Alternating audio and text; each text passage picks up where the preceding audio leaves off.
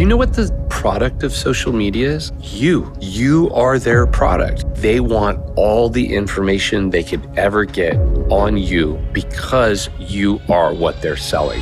I'm Shawnee Delaney. I spent years undercover as a Defense Intelligence Agency case officer. And I'm Tyler Gray. I served as a U.S. Army Ranger sniper, as well as an assaulter in an elite Tier 1 counterterrorism unit. This is Control Room. I am super excited today because I am totally fangirling over Caitlin Sarian. She is Cybersecurity Girl on TikTok, and my kids definitely now are gonna think that I'm super cool because I am sitting in the same room as you. Caitlin, welcome, and please tell me a little bit about how you got started in this. Thank you so much. Yeah, my dad is also, he's in privacy, and he's gonna think I'm super cool even being here in your presence too.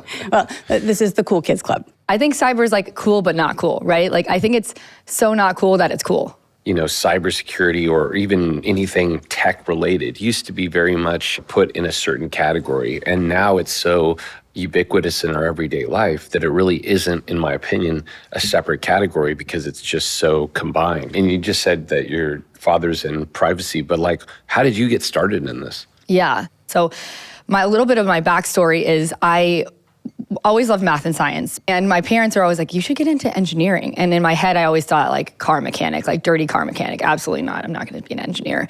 And so I went to school for elementary education. And then I had a friend convince me, it's a long story, but I had a friend convince me to like try the intro to engineering class, and I ended up loving it, and I switched my major. So I did aerospace mechanical engineering. I got my master's in it, and I had done like 3 different internships, all at amazing companies, GE, Abbott, Chevron, all types of engineering jobs. And then I was like, I love doing this, but like after 10 years, I just can't see myself doing the same thing. Like I'd see people in the oil refinery, like at 60 plus years of age doing the same thing over and over again. And I was like, I'm looking for a job that I can like constantly be like learning and growing. And so my cousin had done tech consulting and I was applying. And when I applied at Ernst & Young, I interviewed with a lady and she's like, we're actually interested in like cyber. Like, would you be interested in cyber? And I had no idea what cyber was. So you had nothing, you had no background? Zero background. Wow. And I actually had to take a coding class in college and I was terrible at it. Like I got a C-. I barely passed. And so that was one of the reasons why I started this channel is because every time I talked about cyber, everyone's like, oh my gosh, you're gonna hack into my phone. Like you must be really smart, like really good at coding. I'm like, first of all, I don't hack. Second of all, I do not code. I'm terrible at coding.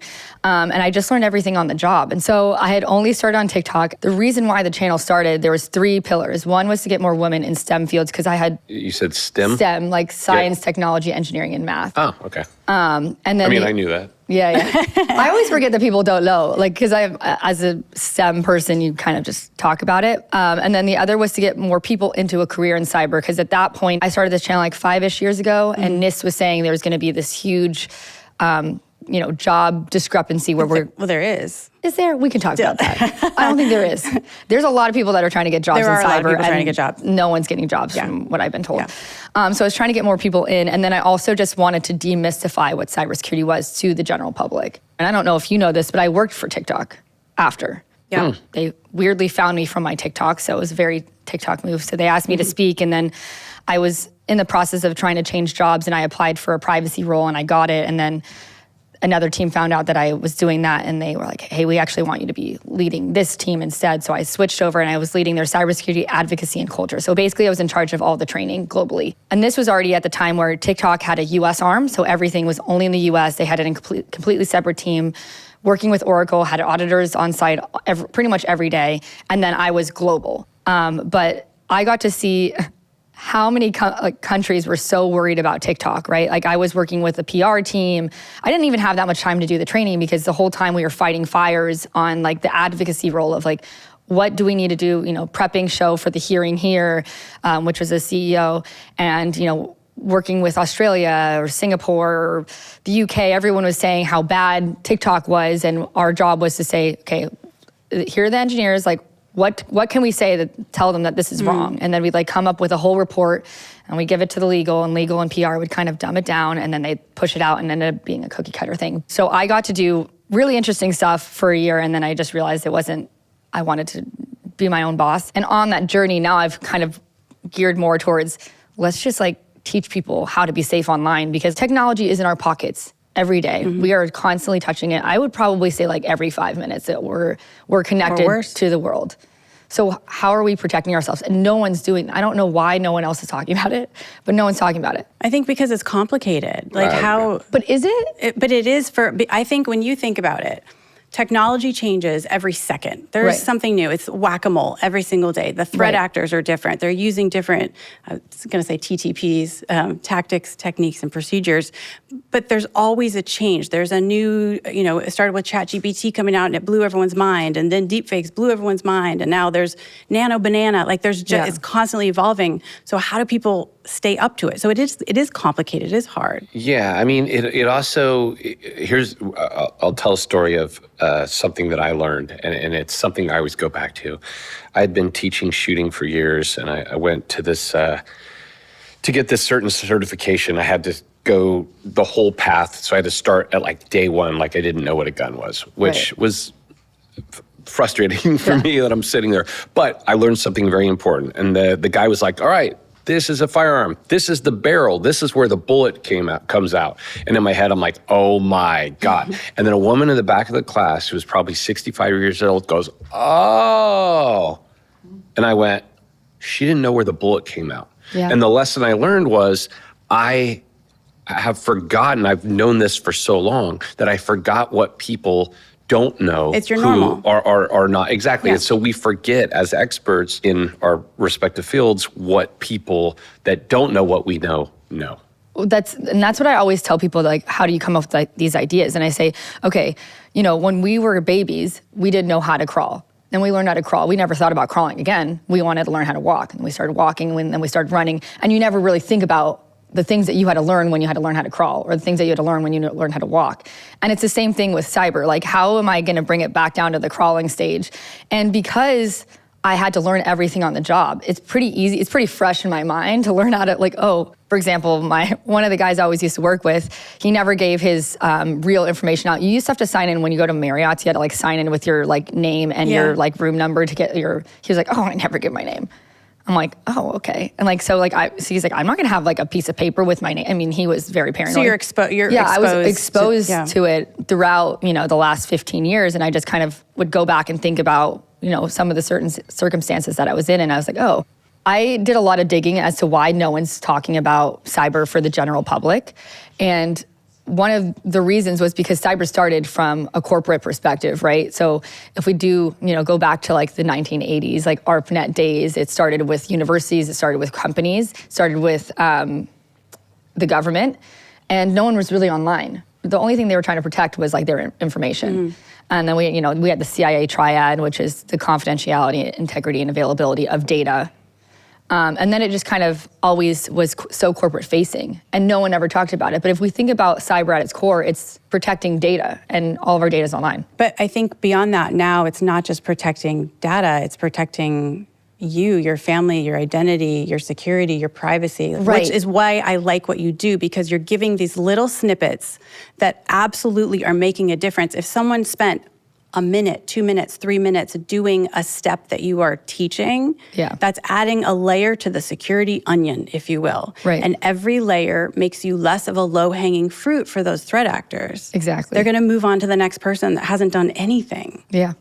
I'm trying to make it not as complicated. Right. And again, cybersecurity, I always say cybersecurity starts at home. Mm-hmm. It does not start in your office. And I think the cybersecurity trainings currently that are corporate trainings, they're mostly check the box, they're kind of boring. They're pretty awful, yeah. And they're not relatable. And so I'm just trying to bring it back down to reality a little bit. Yeah. You're making it relatable to people. Right. But that goes down to the platforms that you use too. I mean, you're on LinkedIn, you're on TikTok, you're on Instagram. Are you on anything else? I'm pretty much on I'm not really on X, but I'm pretty on YouTube too. I think I really started on TikTok. So I want to talk to you about TikTok. Yes. Too. Yeah. Yes. I do not use it. Cyber professionals do not use TikTok. Cyber professionals don't, but you do, and you're posting on it, and you're educating people on it. So I just want to ask, when people come to you and say, but why are you on it? What do you say, and how do you teach people about it? I had always told companies, because I work in privacy, I'm like, don't go on TikTok. Terrible, Chinese-based company. They partnered with Oracle, and started moving over some of their systems. And I was like, once they partnered with Oracle, I felt a little bit more comfortable going on. And it was to reach the next generation. I was like, I don't care, because not that I have nothing to lose, but the content that I'm producing is educational.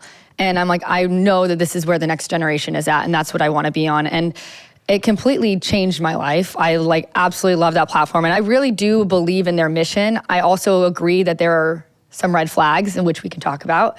But yeah. Going back, I'm just thinking about kind of your career trajectory and how right now, like you are truly an influencer in the cybersecurity world, which you had mentioned. There's not a lot. Yeah. Not a lot of people don't do that. What have you seen kind of help you grow and build this brand of yours? Yeah, I mean, I'm still like every day, I'm like amazed that this is my life. I'm like so honored that I get to be in rooms like this, talking to people. Yeah, I just had a bunch of viral videos. And then a lot of my viral videos were like how to delete your data online, like going to data brokers, showing them how to like opt out. That right there, I did it on the LifeLock app.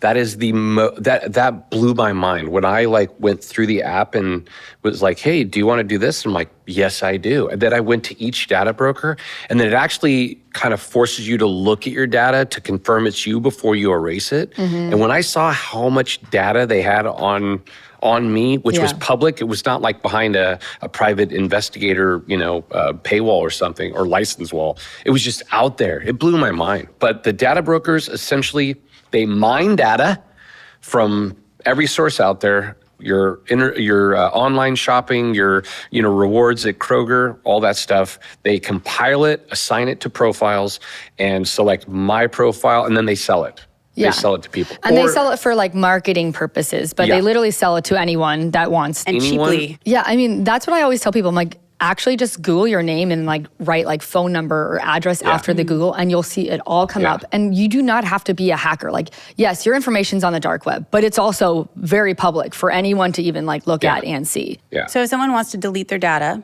what are your top tips? Well, use a company that to help you, because it takes a long time. It is a game of whack-a-mole. It's a process, yeah. It's a process. And that's the other thing is you just talked about like people looking up their information.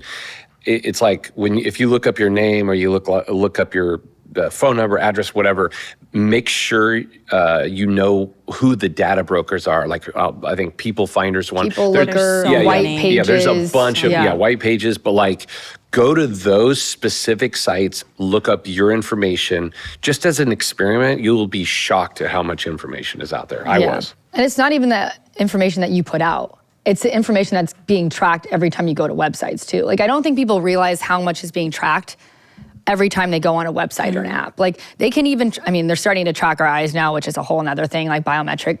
But they can even track like how long you hover over, about to click the cart. And then that information gets scraped. So it's looking at where your eyes are hovering. And what really freaks me out is I always try to tell people, like, I want you to envision that your phone is staring back at you and looking at exactly what you're looking at, what you do, where you're looking, like how long you're staring, and then it like learns from you. So the other thing is when we talk about ChatGPT, we always say, ask ChatGPT like about you and see if it actually knows who you are. And it knows so much of who you are, right? I have done this, and it is terrifying. Freaky accurate. Yes. And I don't feel like I give that much information, and I'm like, wow, okay.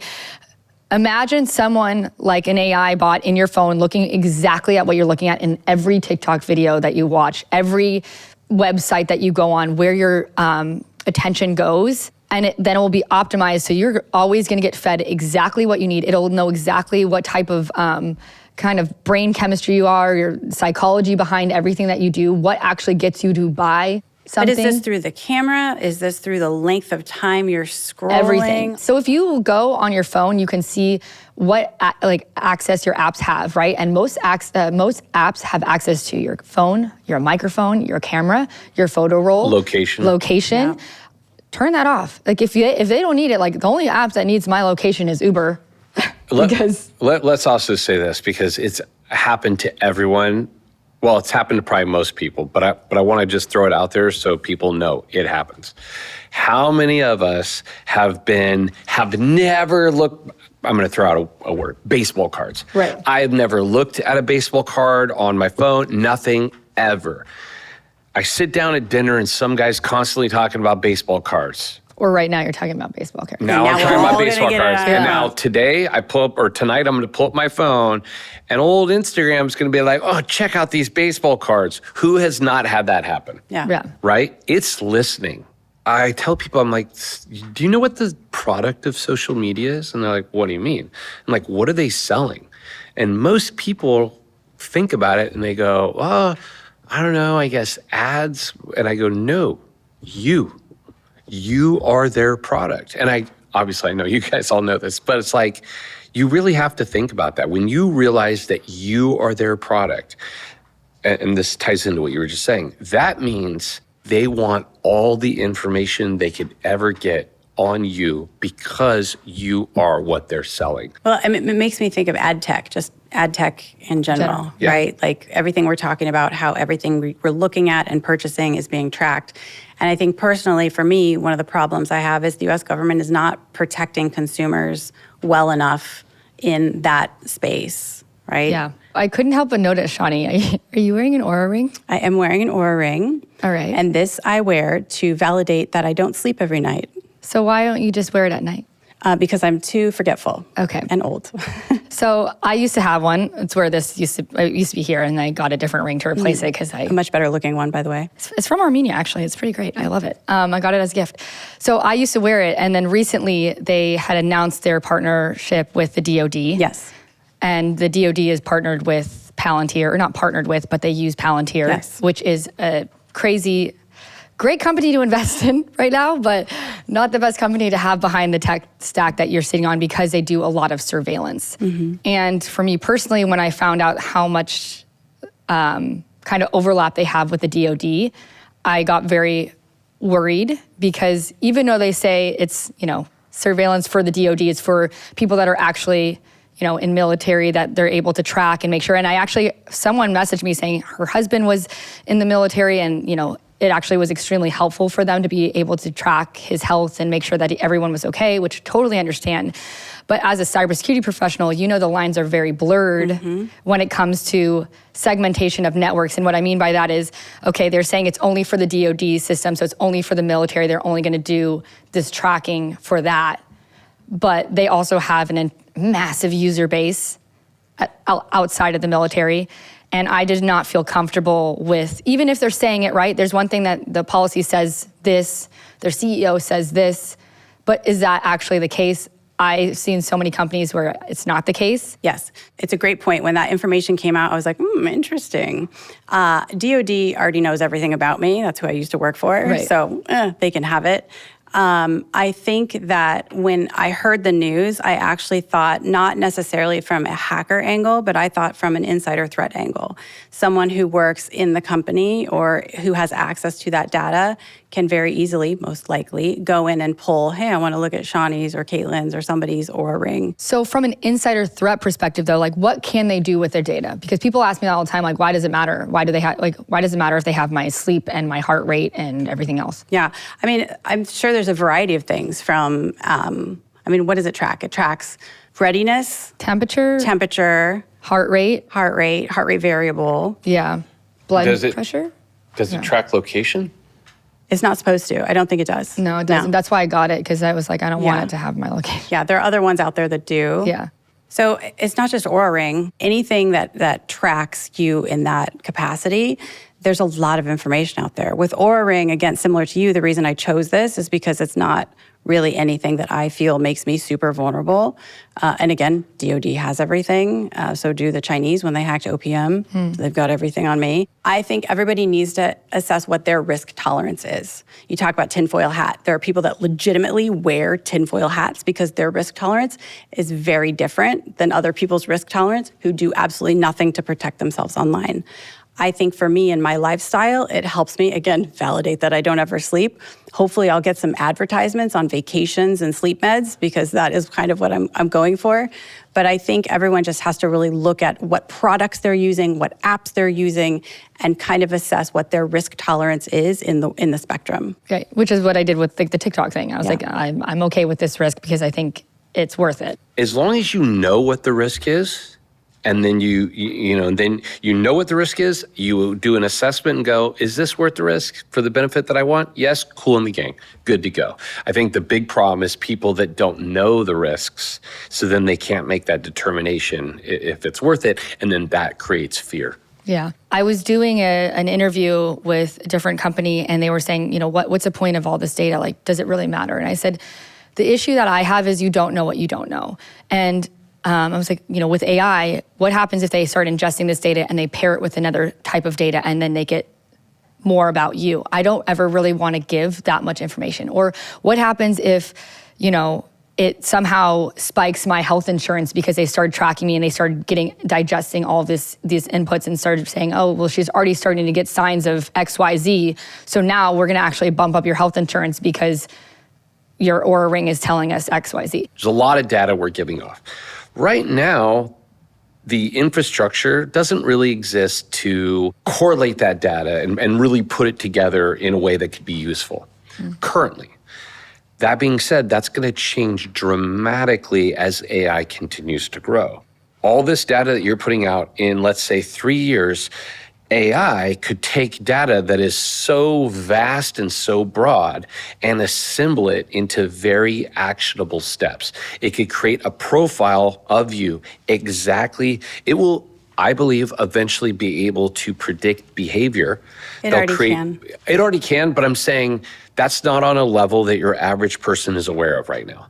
It can do it in a, maybe in a lab setting, but I think in the very near future, there will be the data broker won't just be selling your data. It will be selling your profile of who you are as a person and the predictive algorithms of what you will do. There were actually Dutch researchers, I don't know if you've heard this, who did a study and they used AI. And what they did is they fed this AI the data from 6 million people. And in the end, the AI could predict not just life or death, which it did, but it could predict life outcomes. So who would have addiction issues, who would get higher education, who would die young, all of these things. And it was incredibly, incredibly accurate. So everything you're talking about, I feel like we truly are there. If people have the AI tool and they build the algorithm, the technology is there right now. A lot of people think it's not a big deal. I'll just get, fed marketing purposes. But what happens if it's like, it knows exactly how you're going to buy and when you're going to buy and what you're going to buy? You're going to constantly get fed like the most perfect ads. And then also the scary part is the psychology behind it. That's like what really freaks me out, right? Like the psychology behind tracking your eyes. Like, let's just imagine you're like laid up at night, you're just mindlessly scrolling, which is like when your like inhibitions are most down and you're just looking actually at what you probably really want to look at, but you're just so tired. It's going to know exactly who you are to a T, where they're going to start being able to use that in, I don't know, very different ways that I don't want to know what they're going to use it for. I think that's an important point to make, is that most people will look at that behavior and go, oh, so what? It wants to market better. Who cares? Right. And to a degree, that's true. That's not that big a deal. Right. The problem is if that information is being collected, who else could have access to it? And obviously, we've seen data breaches of the biggest companies out there, to include the credit union, which in my opinion is inexcusable. Right. You're making a lot of money off of me, forcing me to use a score that you made to get, it's crazy. Right. And the fact that they got breached is inexcusable. But my point being is, if those breaches can happen, again, using that data, not for marketing purpose, but what could a bad actor do with it to you, in person? There was I'm obviously not in politics. I never want to be in politics. But there was apparently a bill that was supposed to get passed about, crushing data brokers, and so they wouldn't be able to have all the access they do, and then it got killed. So I don't understand. I do understand it's about money. The data broker business is a huge business. And I'm sure a lot of that's going back to the US government in some way, shape, or form. But I think it's also really interesting to talk about the tracking, right? And what companies actually have.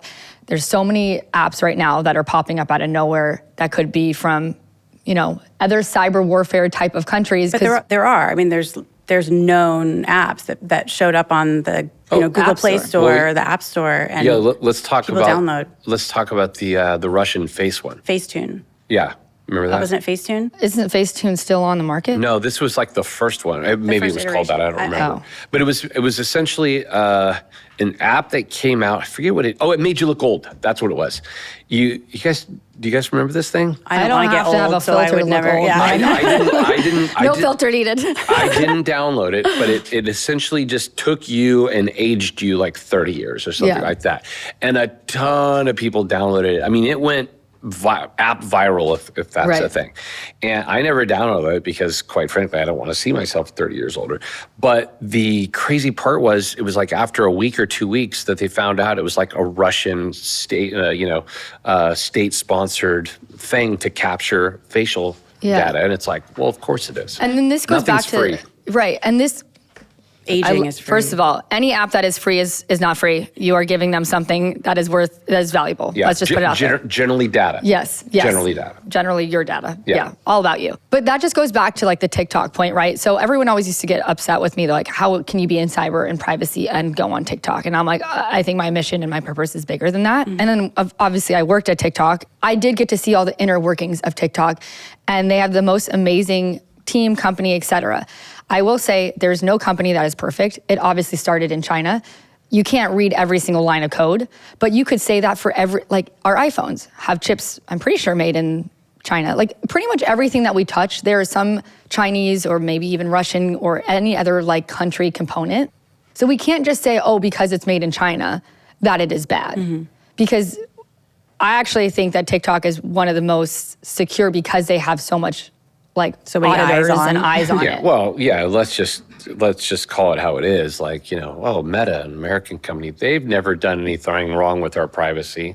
Well, so Come that's on. the funny thing that you said that, because I spoke at a NATO Youth Summit, and I also went to a NATO event too. That was recent, right? Yeah, it was amazing. And I was speaking to all these people, and they're like, well, I don't know why TikTok's so bad when Meta does the same thing. And in my head, I'm like, well, they're US. I'd rather have the US, keep my data than anyone else. But all these people are not US. They're like everywhere. They're global. And I'm like, wow, I didn't even think about Their perspective, other yeah. countries' perspectives on their data sitting in the US Yeah. somehow. I talked to a few people in like Ukraine and other countries, and they're like, what should we do with our data? Because like if we store it locally, it's gonna get taken. But if we store it in the US, then you guys have all of this power. And I was like, wow, I literally had never thought about it like that.